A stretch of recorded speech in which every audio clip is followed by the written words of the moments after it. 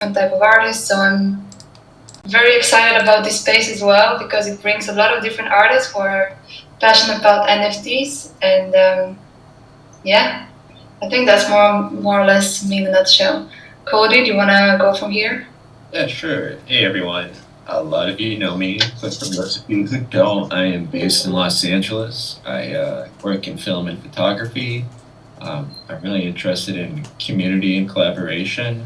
I submitted an artwork that my friends and I did for a collaborative project, and it's a short film, and it's 16 millimeter, and that will be in the Origins exhibition. And it is to, we have been raising money for Borders Angels and God Relief, and this is sort of an extension of work before I knew about NFTs and crypto and all of that. But this piece was sort of the gateway into where I am now. So I'm excited to share that in the exhibition with, I know a few of us are in it. So yeah, my entry point in, I was always been excited and thinking about what this means for film and video and people working in that, what NFTs mean, and this new community that is so new to me and exciting. I think I got into everything in March, and I felt like I jumped on a treadmill. I was going 100 miles per hour trying to understand everything, and I got thrown out of the room. And then I'm finally getting to a space where I kind of feel grounded and have an understanding, and I'm just now really just enjoying the dialogues out there. So here we go. Nice. What's he talking about?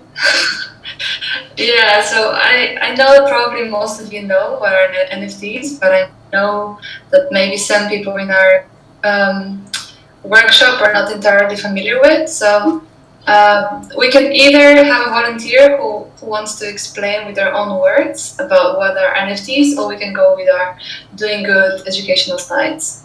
How does anyone feels like wants to explain?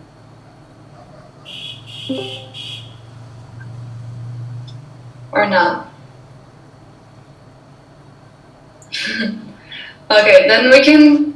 I could go in from here and just briefly go over it and answer the question: what are NFTs?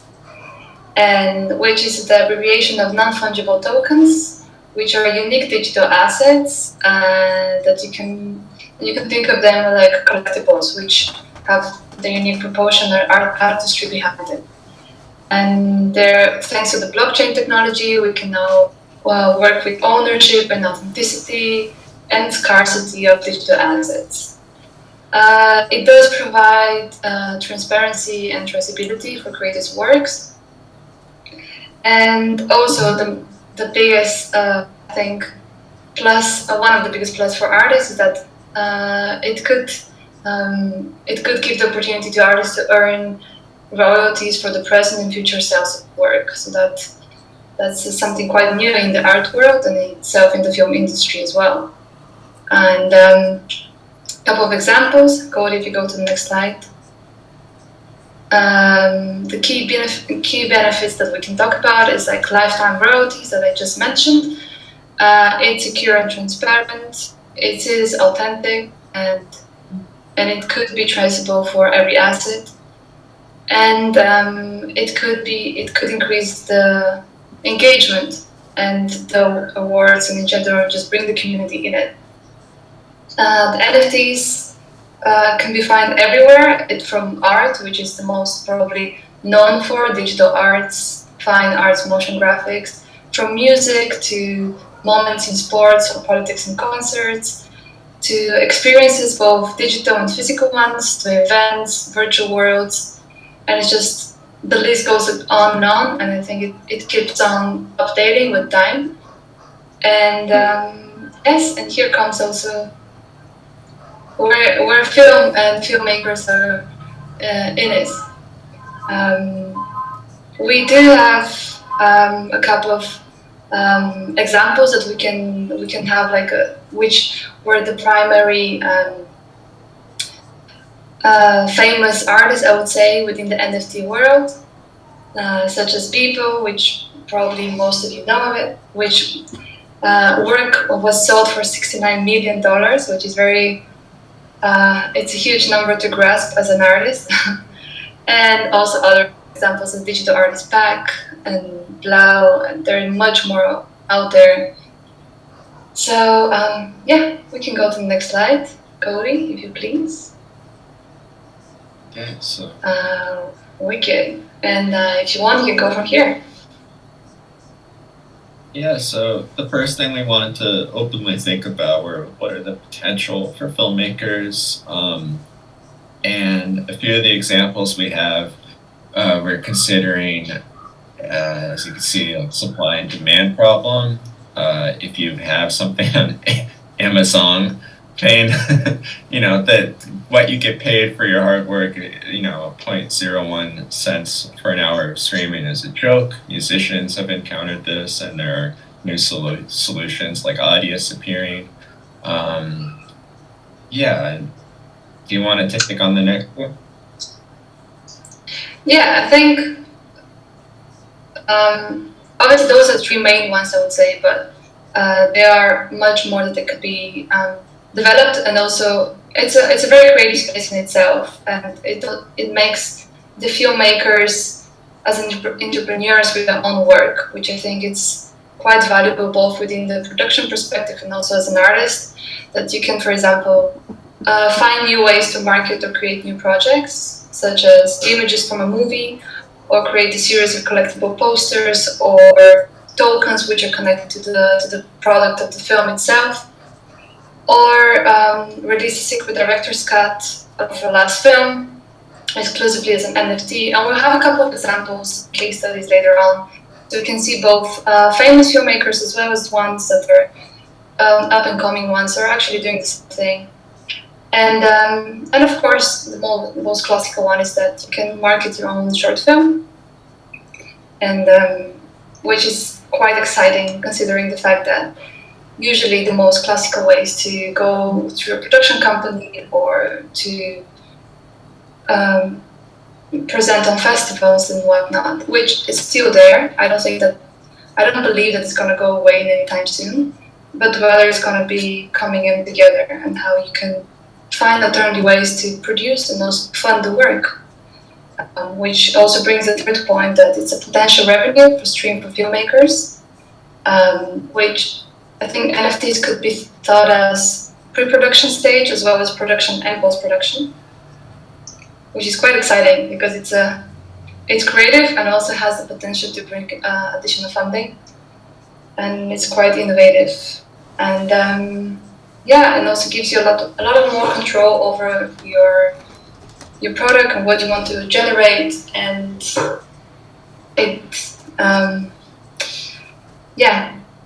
that's more or less the three ones that we thought of. And if someone has some other comments or some maybe points that we've missed, we were very happy to discuss those as well.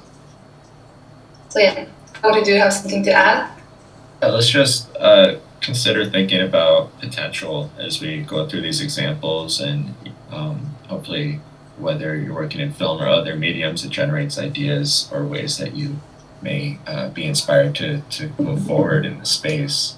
I think we should just, do you want to dive into some examples now? Yeah, definitely. So there's a couple of filmmakers out there who are doing those things, and it's very exciting. So one up and coming one, which is called David Bianchi. He had his first premiere, like a red carpet premiere, on the Metaverse Decentraland, on a film which is called Break the Bars. It's a film based on poetry, and it's I wasn't able to see it obviously because the premiere was, I think it was like 5 days ago on the Decentraland. So basically, the people who are able to join, they had to register further with the POAP, and then they get like special access where they could join in the Decentraland and attend the premiere on their own, which is also amazing because you create an online event in the metaverse for its fan base and the community of the director. Another example, which is quite a fun one, It's called Stoner Cats. It's an NFT short animation. It stars Mila Kunis and Jane Fonda and Ashton Kutcher. It's also produced by them, and it also stars the Ethereum creator Vitalik Buterin. So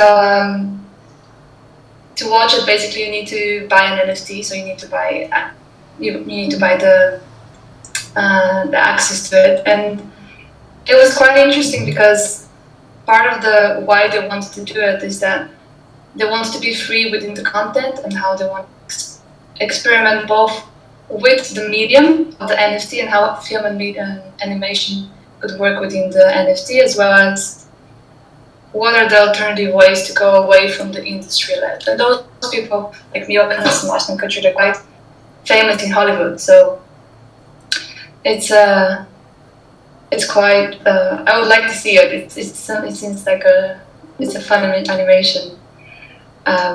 But yeah, those are like a relatively smaller projects, which are getting bigger and bigger.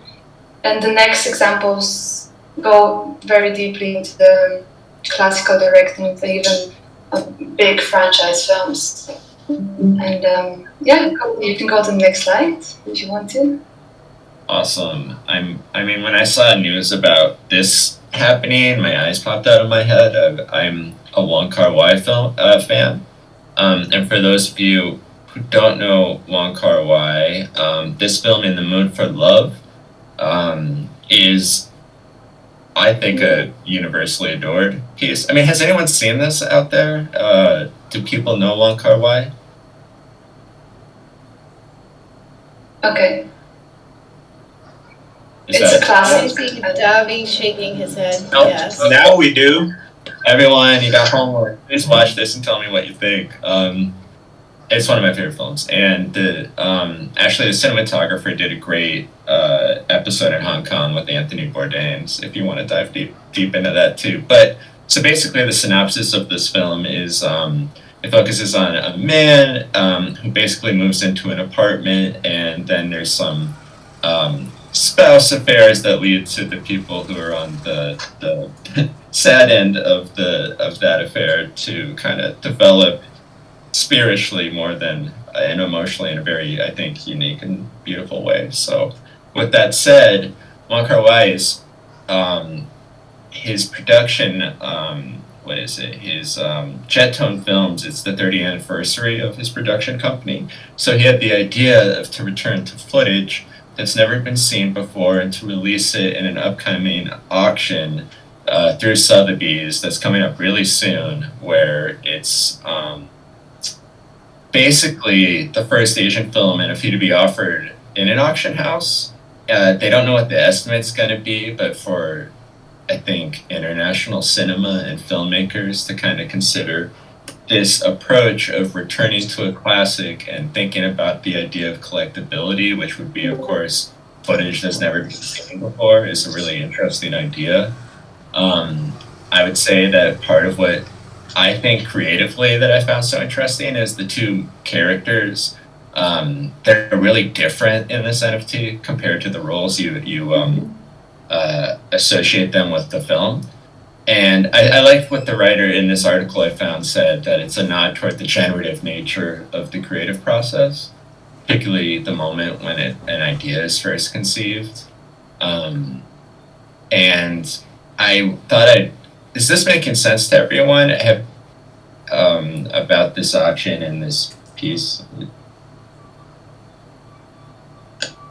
Yeah, Cool. I think just to say that I'm Taking also a massive sense fan of his. Nice. What's that? I said it makes sense to me. Okay, cool. I'll show you that there's a sneak peek. There is an audio, but like let's jump and look at it, and then let's. Yeah. Okay. It's amazing.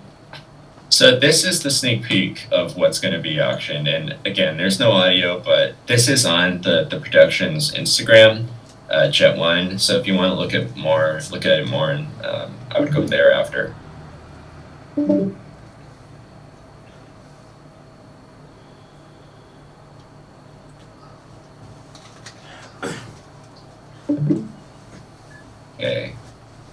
everyone see that okay? I know it's not full screen. No, it was clear. Okay, good. So that's just a sneak peek. I don't know what the full NFT is going to be, but Wong Kar-wai had this really amazing quote that I thought would be worth sharing. That all creation originates from a single thought. Wong said in a statement, "Where did the first thought of In the Mood for Love originate from? Hard to say. What's certain was that February 13th, 1999 was the first day when I put that thought into action. The first day of every film production is like the first date with your dream lover. It's filled with fright and delight, like skating on thin ice. An arrow never returns to its bow. 20 years on, this arrow is still soaring. Today, we're able to eternalize this first day in a brand new form. In the world of blockchain, this arrow can chart a new course." Yeah, Wow. and I think in whatever medium we're working, this kind of feeling of in the world of blockchain, an arrow charting new course is like one of the major appeals. For me, it certainly is, and I'm sure it resonates with, most of you. Does anyone want to like say anything about this quote or anything before we move on? Because we're gonna shift gears. I could say also that it's such a poetic way of put it, and it also resonates a lot with the film itself and its work, because he's such a classical director. I mean, for those who doesn't know him, he's basically quite groundbreaking, experimental in the way in the way of narrative and cinematography, even especially when it comes to Asian cinema. And there's a lot of people who I believe will pay good money for this particular NFT, just because there's a lot of admirers out there, and me being one of them. And it's almost like a perfect example how NFT for filmmakers could potentially work, as in revealing footage that it hasn't been revealed from a production, or then we're going to go to another example that we have from a film that recently premiered, which is Dune. You probably know of it. Denis Villeneuve. It's quite a big production. And yeah, which we have parentheses fucking up. So basically, I don't know, probably most of you are aware of Dune. It premiered in Venice a month ago, I think, in the Biennale of Cinema, and it received a lot of positive reviews. And I watched the film actually a couple of days ago, and it was brilliant, I would say. I don't know if in the States we can watch it or not, but anyway. So you can. Oh, I tried. Oh, okay. Well, it's coming. So yeah, Dune, for example, which is a multi-million franchise of a film, they decided to launch collectibles. We can go into the next slide, and you can actually see it. It's supposed to be a digital collectible as well as sculptures for fans, both of the book and of the film, to purchase. But there is a lot of backlash to it, because in itself, the book and Dune, the whole philosophical and the whole narrative is built around many things. I mean, it's a sci-fi, but it's one of the keys is about environment and how the humanity is approaching this subject in the future, like space travel and sci-fi. So it's quite a complex book, and there's a lot of a huge fan base connected both with the book and with the film. I think with the new film is going to become and but they decided to go and mint their work within the proof of work POV in the, I don't remember which platform was it. I think it's written on the next slide. Yeah, I don't know. There was. But they wanted to do Ethereum. Yeah, they wanted to do it on Ethereum, which there was a lot of criticism from the fans. So that eventually was stopped. The project was stopped was suspended to launch the Dune NFTs, which also brings to the point that NFT is not about only about profit. It's also about being conscious about the environment as well as other social causes, which I think also why DoinGud is in the right direction with it, because it's based on proof of stake, which is far less environmentally friendly and not as heavy energy consuming as the Ethereum blockchain, and it's quite fascinating how the fans itself reacted so fervently, because who wouldn't want to own a piece of the artistry of the film? But then there is also a strong collective consciousness behind it. And they did issue the statement, which was, I think it was quite a nice quote I'm going to read on. It was a legendary passion focused on bringing Dune to the audiences and delivering fans the epic film that they deserve. Anything less than that mission feels counterproductive and not in service of the hard work of hundreds of filmmakers and cast involved in this groundbreaking project. To that end, we've decided to suspend the Dune NFT program and look forward to seeing everyone in theaters soon. Obviously, that's an example of a huge film, which is multi-million production, and we as filmmakers, probably some independent filmmakers or aspiring ones, we have a different view on the subject. But I think that's a really good example to see how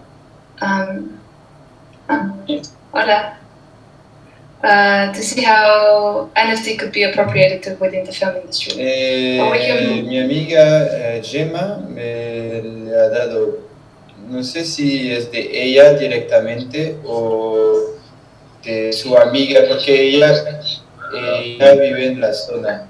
We have another word. Adrian? Oh. Wait, I'm gonna try. Espera. Pero mira. Okay.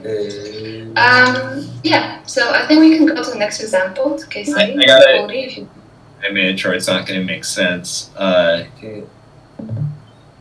Vale. Is this, okay, one sec. Muted. Oh, cool, I'm seeing people. Hey, everyone. Okay, back to the screen. Okay, for those, we're going to move on from Dune, but for some trivia, Dune, the first, before David Lynch made his film in the 80s, that includes Sting as like one of the villains, and it's kind of hilarious.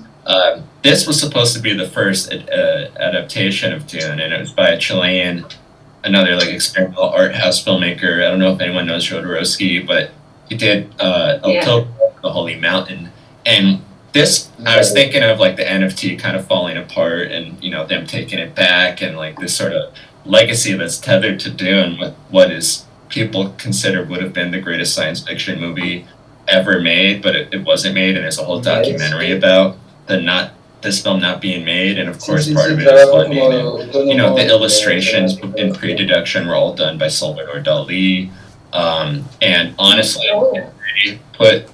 if they had NFTs then, the film would have been made. So I just wanted to tie that in together as like an idea about moving forward in film.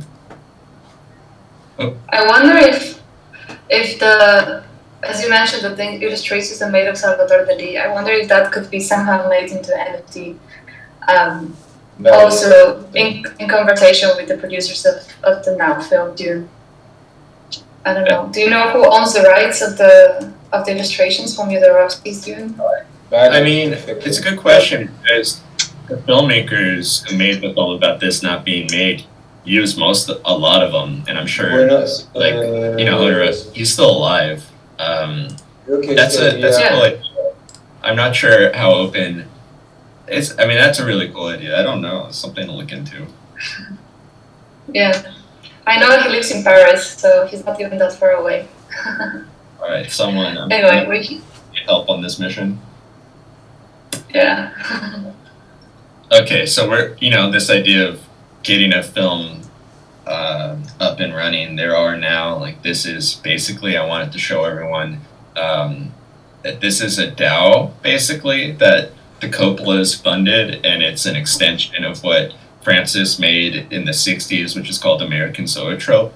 And on the website, there's a great little 8-minute documentary about that. But the idea back then was to basically have a studio for filmmakers to sort of collaborate and try to flourish and make it. And then it's kind of interesting that Coppola's returning to this idea with what is now decentralized pictures, because they're trying to democratize the filmmaking industry. And I'm going to take you to the website.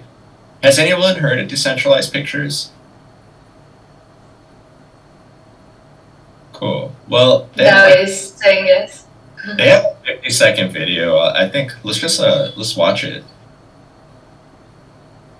The same old story. A romantic novel put to screen, a remake, a voiceover narrator, an ending with a predictable cliffhanger. Dean is tired of the same content over and over again. He knows what he wants to see. He writes a story. Dean submits his idea to Decentralized Pictures. Our community decides who gets the money from our film fund. Dean has a large following of users who vote and rate his project well. Dean wins the financing for his film from the DCP Film Fund. DCP helps Dean find a production partner to help execute his vision of the film. DCP helps Dean connect distribution deals. Dean is happy he created his film and sold it. DCP's investment in the film is recouped, and as a nonprofit, all net revenue is funneled back to the film fund or future artists. Join us in revolutionizing the film financing process. It's pretty funny. Yeah, so that's sort of like their visual pitch of what this space is. You know, basically you can buy the film credits or earn them from reading scripts and participating in decentralized pictures. And right now it's in beta, but it's closed to the public, and film students in Los Angeles are using it and being the first round of experimenting in the space. Let's see.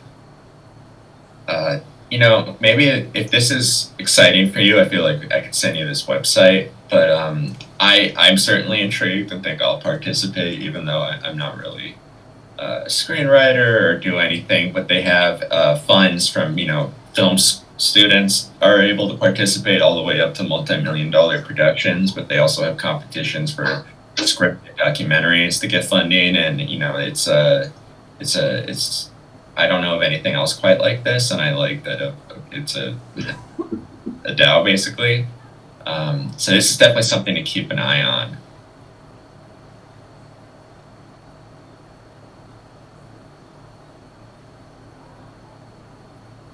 Yeah. And again, it's also experimenting within the space. I think other production companies also are. I think it was the name slipping to my mind, but I think it was Film Credits. I think was the one that they invested 50 millions of NFTs within, helping young talents and filmmakers, specifically inspiring ones as well as film students, ones that are more engaged within the community, led projects, which are could be experimental documentary or content creators as well, which could be also within the filmmaking. So I think more and more production companies or DAOs even are going to be created within the space.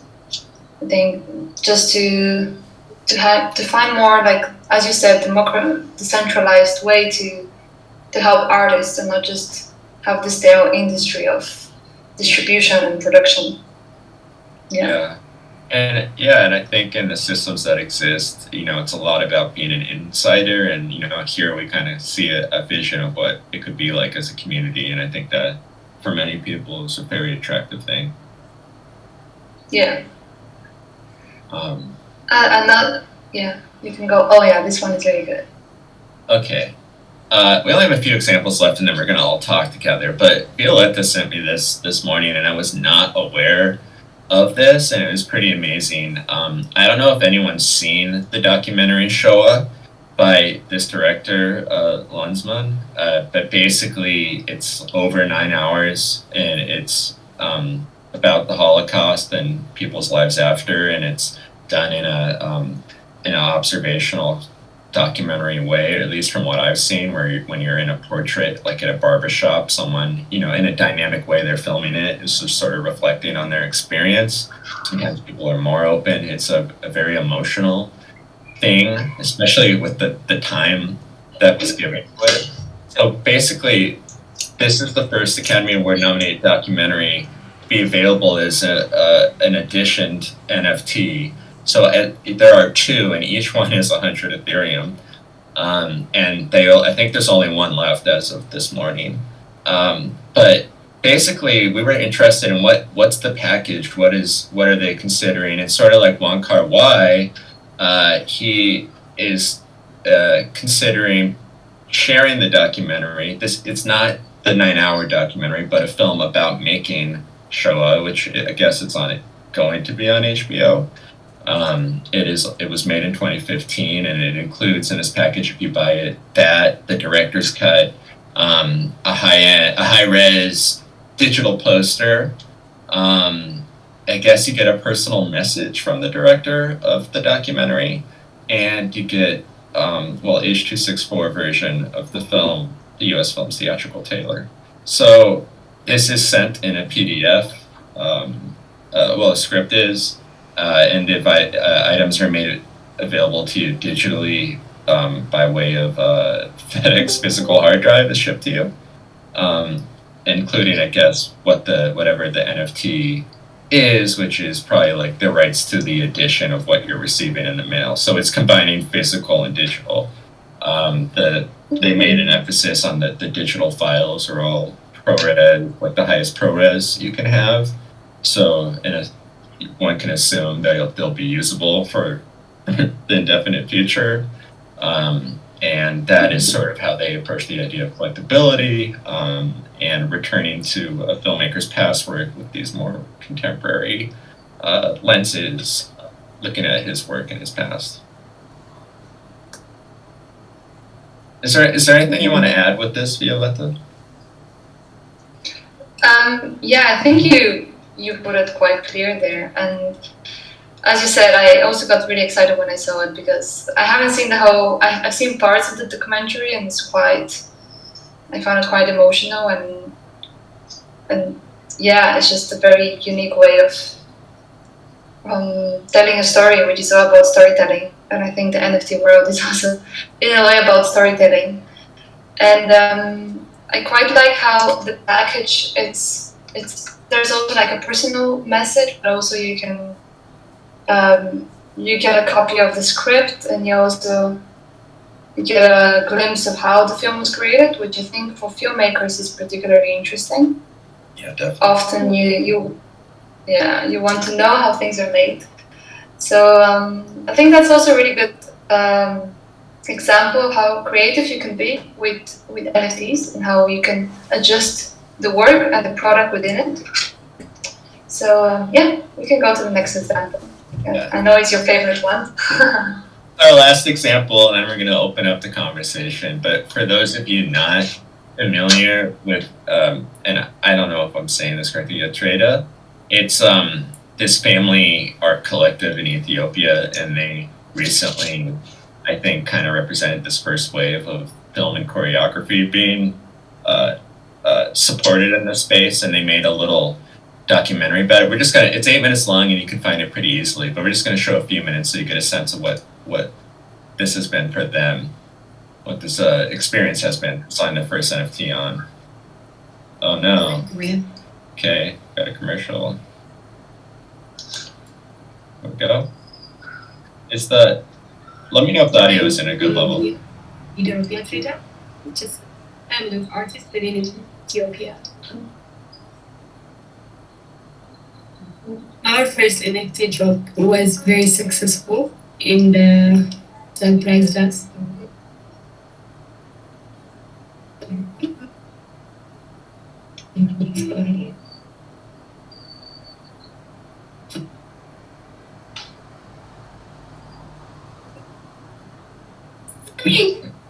ሰዎች እየተዳደሩበት ነው።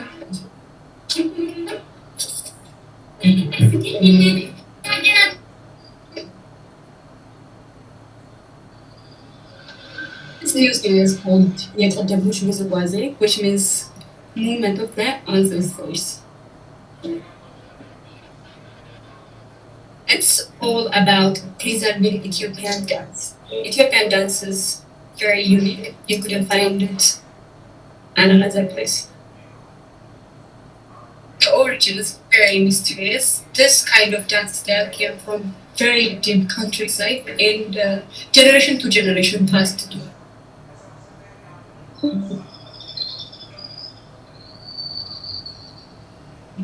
Some of the NFTs are short, simple video loops and capture the essence of the dance. Some of the NFTs are longer, very special, and capture the full performance.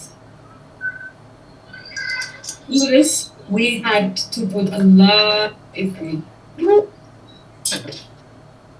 And then it gets into building the background, which, I mean, yeah, looks so good in black and white, and it being in this contained space is so interesting. But let's see. We can send the link in the chat, event chat, if someone wants to see the whole film. Or short. Yeah, definitely, and we should. We're about to open the discussion. It'd be nice to hear what people responded to this or other stuff. But just to conclude, what's next? For us, the answer is keep creating. And as we all are, grow your community. And of course, fan base, even if that's just followers, connections. For me, in this space, one of the most helpful things is as I follow people on Twitter. Twitter's trying to be like Clubhouse now, and as you drop into discussions, you really hear and learn about amazing things, but also connect with people that you maybe wouldn't have otherwise, and it's sort of like the new form of networking. But it doesn't feel gross. You just there's not a replacement for just like having authentic connection, which could just be like writing someone about how you felt about their work or asking a question and seeing where it goes. So that's sort of my tip, not just to you, but to myself, of how I'm trying to engage in this space. And what about you, Violetta? Yeah, same. I think it's all about keep creating. That's such a valid point. There was a quote that I read recently about filmmakers. I think it's from David Crow, who is a filmmaker who is also Anami Crow. Sorry, I'm bad with names. He said about how you should just have to keep creating, whether it's with friends or you're just filming something very on your own. Just experiment, do things, and then at some point it's gonna come to you. It's the intention and the manifestation of your work is gonna come back in some form. And I think experimenting with NFTs as well, it's quite a valid place to be. I am thinking also to use some old footage from a film I've made to go in there and ask questions, of course, collaborate. As for example, the project that we've shown, we all know that in film you always need to collaborate with people. So I think that's kind of like advices that I'm following, and I hope they're helpful for others as well. And we can open for discussion, or if someone has just observation or questions, just feel free. And if you prefer to write questions in the group chat, event chat, it's also fine. But it's always nice to hear your voice. So yeah, thank you for your attention.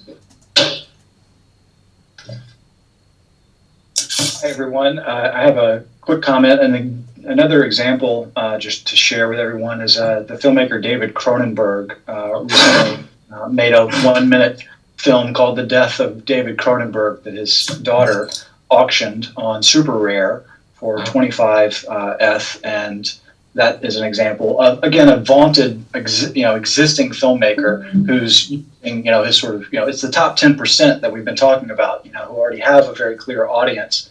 But that's one example. The one additional thought that I wanted to just kind of share generally for the rest of us, right? The long tail of filmmaking and independent filmmakers, where NFTs, I'm hopeful of being a really big boon to them having a sustainable sort of, creative life, is that in the case of impact films and documentaries, there's a pretty well established path for folks to rent their film to a particular organization that resonates with the topic of that film. And the idea of NFTs effectively being access and programmable access, which the Showa guide kind of represents, documentary filmmakers, I think, have an opportunity to have an NFT that unlocks and gains access for different tiers of viewers, one being an organization that might have a higher price point versus individuals. And I find that to be really interesting. But those were just the two comments I wanted to make. That's great. Thank you so much. And both are such good points, especially about the opportunities about documentary filmmakers. And it's true that there's a collaboration between different industries, and NFTs could be kind of like the link between them almost. Yeah. Well, to keep going then, I will add the point around digital collectibles and merchandise, and there having always been artifacts related to film and the promotion and sales of them. Obviously, A24, we probably are all familiar with, they do a fantastic job of creating merchandise and sort of interesting collectibles as artifacts, physical artifacts around their films. And I think that there's that kind of opportunity for other filmmakers to get creative around the different elements of their film being sort of plucked out and memorialized within the sort of digital space that the true hardcore fans will gladly embrace. Yeah. I think Davi was. Davi, you want? Yeah, like you were about to man. I think like just listening to you, that last comment about collectibles, I was just sort of going through this. It's just like one last thought is, you know, with what Wong Kar-wai did, I think people who make films and edit sort of recognize that sometimes you have to take things out of your film that you love. And I have certainly struggled with this, and the thought that somehow I can engage in an expanded way with that content as this idea of collectible. But like, of course, you know, when especially in documentary, you probably want to think of, you know, how to push the conversation forward. And of course, with like what's so attractive with DoinGud is you're generating funds for what you care about as well. And that being contained in this idea of a collectible is so appealing to me as a filmmaker. But also that, like, I think I'm going to think about editing differently now. If I have footage and sometimes I'm being emotional about it, it has a different space that it could belong in. So anyway, those thoughts just came up after listening. I don't know who Rob Lee is, but thank you for contributing that. Davi. Hey guys. Hello. Cody and Arletta, I thought you guys did such a fantastic job. So kudos to both of you guys for this really great presentation. The film space is like the bastard child of the bastard NFT space. And you guys, in my opinion, already did like a really great job of like going out and getting the best steaks, chickens, and fish that the market is kind of talking about and share it with this group. So well done, guys. I thought it was really great. Sorry, that's a little bit of my New York City police fighting action in the side. They're going to fix something, I'm sure. But no, what I wanted to kind of share, and I guess I should just give a tiny brief introduction, just so it shares some context. So I'm a New Yorker. I am a film school kid.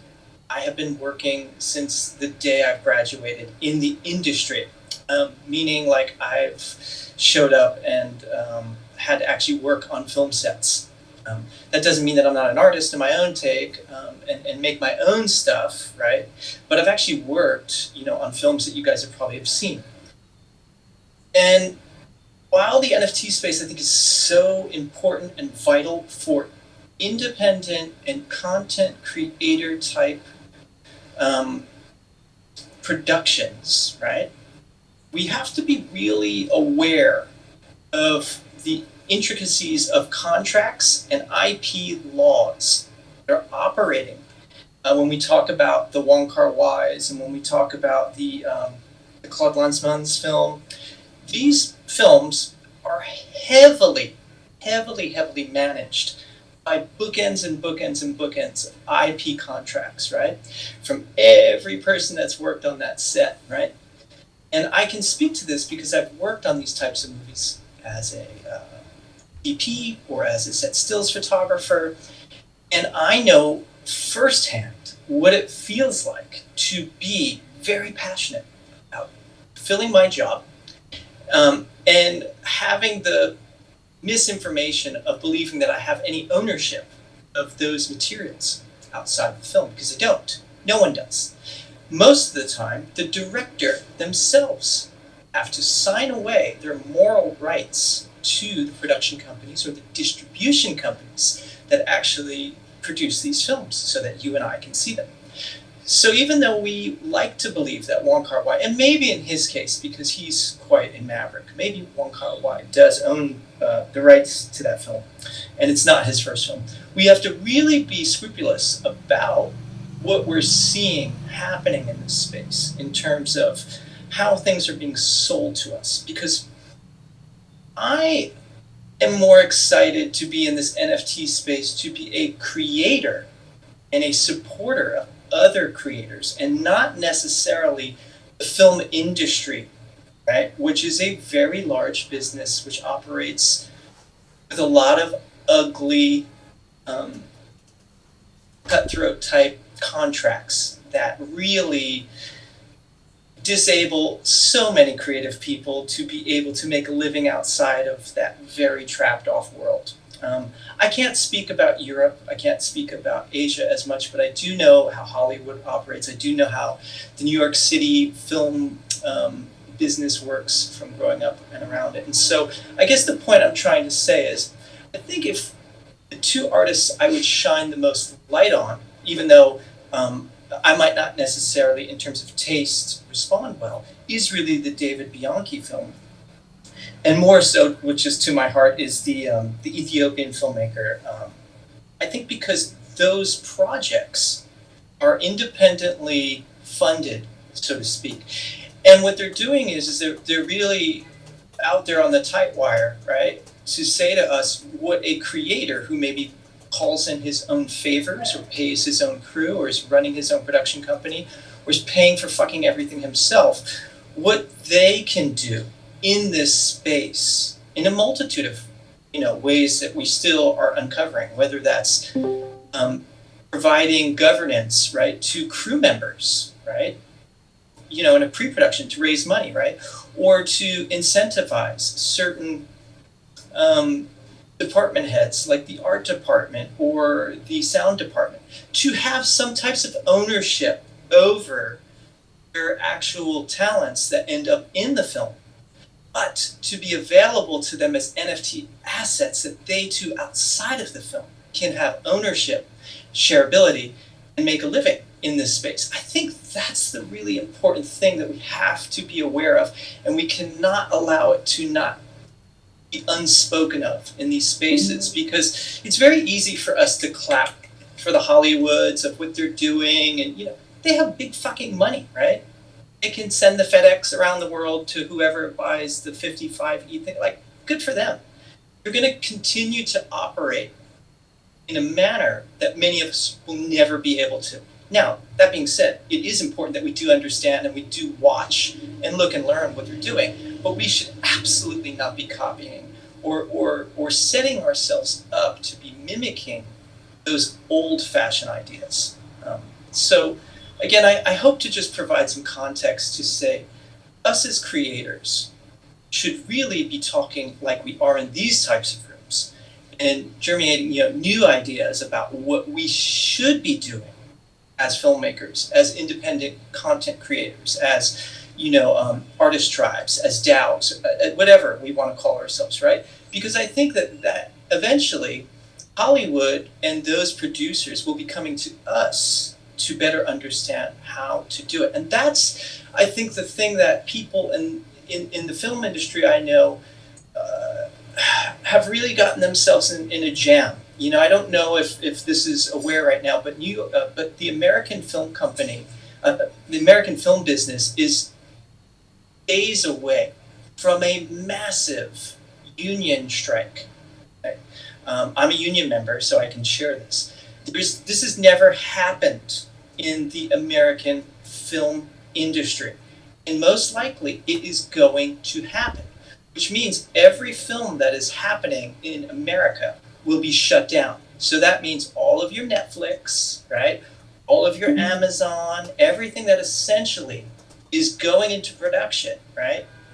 That has a contract with the union will have to be quiet. And I don't want to get this conversation offhand, but what I'm saying is that if anything that this space, the NFT space, and DAO type governance reminds me of is the power of unity, unions, power of people. And so I just hope to leave that kind of sentiment, in this room and continue that kind of ethos to us as we are the new unions, we are the new creators, So let's keep that sentiment, let's keep our eye on the ball, and let's practice that out and encourage other people and support, I think really importantly, to find the independent people right out there that are posting their first NFT, 3-minute short film, even if it's not the most beautiful thing. I think it's in our best interest to surround them and to uplift them and to get eyes on them. So I hope that helps and inspires you all. And I'm Davi. I'm here in New York. For those who don't know, I am working with DoinGud now. I'm proud to be part of you guys. But yeah, I hope that helps open and share the conversation a bit more. Thanks. Davi, that's such a good point, and thank you for saying everything. I mean, that's I cannot be more agree with you, and that's why I wanted to finish with the Utopian project and also say that it's all about just keep creating and support each other and build your own community, because of course I know that in the States is like on a whole other level. I worked in a production company in Berlin, which was also quite, as you said, cutthroat, especially when it comes to artistic, even vision sometimes of the artist, which is all about how to make as much as money as possible, but then how to save as much as money, which is so difficult for artists to navigate in this space. So it is a valid point that you've made, that it's all about how to own your work, as you also made, how to navigate with it and how to be more flexible within the space. And it's amazing that we have your feedback and your experience, and I'm really thankful for it. And yes, thank you also for everyone listening. And I look forward to go into this discussion more and more, because I feel like we're gonna have more filmmakers joining us, more amazing collaboration, more experimenting within the space. And yeah, Cole, do you have something to add? Yeah, I mean, we thought of today as just like a survey of if there's a ladder from like the biggest things and the biggest things failing down to what we do. I think I could say we collectively as like independent artists, and kind of thinking through what we've seen so far. And I think in terms of future meetings, like there should be like a film club or something where it's really looking at what community members are doing and highlighting that together as well, and thinking through a lot of the inherent politics of what it is to be working on a film, whether it's whatever position you're in and how you can. I think I've been learning about World of Women and what it means when you own one and you get some, like there's distribution of whatever sales there are in the NFTs, people that own it get it. What does that mean for a crew working on a film? There's a lot of really interesting possibilities that we need to continue to highlight and think about. But for today, I mean, I think this is an exciting we've like put our foot in the pool, and let's try to continue to get deeper and deeper into that. So I personally am like seeing like a pretty full room, and I'm feeling grateful for your time and just for the DoinGud world. Thanks for coming to our workshop. It's really fun to try to put together these things and get to share with you all. It's my first time doing it, and teaming up with my homie Violetta was pretty awesome. So Violetta, thank you. You're a boss. And then what's next? Thank you, Cody. We do the next one with Debbie as well. I think it will be so much fun. Right on. Is there anything else? I just want to, like, you know, we're 2 minutes over, but if there's anything else anyone wants to, I just want to give space to if anyone else wants to say anything or share anything after what we've been talking about. Actually, I do want to say something. But it's just a big thank you for sharing with us all your experience and insights. It was really, really wonderful. Thank you for sharing with the community, and for sure we will continue to host this event and maybe form different clubs of different disciplines, because I think that's super cool when you can hang out with people that love what you love. So we should take a look into that. But yeah, definitely let's get together with the people that love what we love, are like-minded like us, that believe in creating social impact and in creating in general. So thank you for sharing. I just wanted to thank you both. And thank you to everyone who added to the conversation, because that's what it's about. Thank you. Kisses to all. Thank you. Bye-bye. Bye, guys. Hey.